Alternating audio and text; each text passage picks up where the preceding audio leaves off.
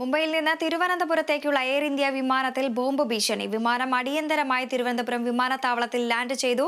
യാത്രക്കാരെ ഇറക്കി വിമാനത്തിൽ വിശദമായ പരിശോധന. വിവരങ്ങൾ സൂര്യ ഗായത്രി നൽകും. സൂര്യ, എയർ ഇന്ത്യ വിമാനത്തിലാണ് ബോംബ് ഭീഷണി ഉണ്ടായിരിക്കുന്നത്. എന്തൊക്കെയാണ് മറ്റ് വിശദാംശങ്ങൾ?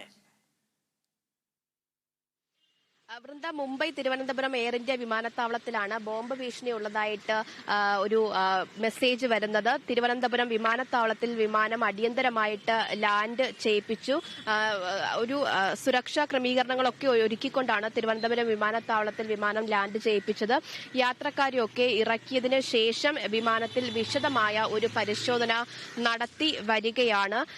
പരിശോധനയിൽ അത്തരത്തിലൊരു ബോംബ് ഉള്ളതായിട്ടുള്ള വിവരം ഇതുവരെയും പരിശോധനാ സംഘത്തിന് ലഭിച്ചിട്ടില്ല. എന്തായാലും വിശദമായിട്ടുള്ള ഒരു പരിശോധന ഇപ്പോൾ വിമാനത്തിനുള്ളിൽ ഉദ്യോഗസ്ഥർ നടത്തുകയാണ്. വിമാനം ഐസൊലേഷൻ ബേയിലേക്ക് നിലവിൽ മാറ്റിയിരിക്കുകയാണ്.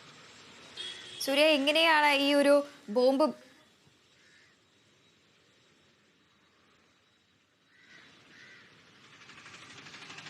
സൂര്യ, എവിടെ നിന്നാണ് ഇത്തരത്തിലൊരു ഭീഷണി ഉയർന്നത്?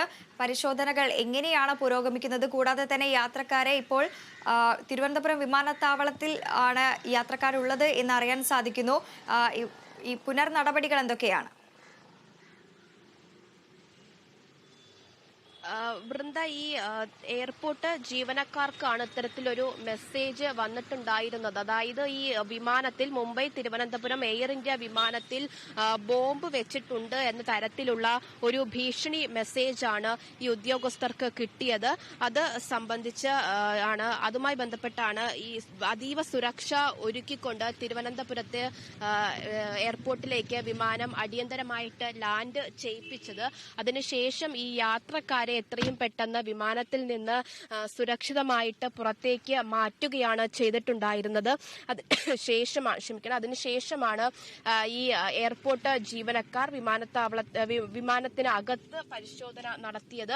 അത്തരത്തിലുള്ള ഒരു പരിശോധന ഇപ്പോഴും തുടർന്നുകൊണ്ടിരിക്കുകയാണ് എന്നാണ് അറിയാൻ സാധിക്കുന്നത്. പരിശോധനയിൽ ഇതുവരെ അങ്ങനെ ഒരു ബോംബ് ഉള്ളതായിട്ടൊരു അറിവോ അല്ലെങ്കിൽ അത്തരത്തിലൊരു കണ്ടെത്തലോ പരിശോധനാ സംഘത്തിന് ലഭിച്ചിട്ടില്ല.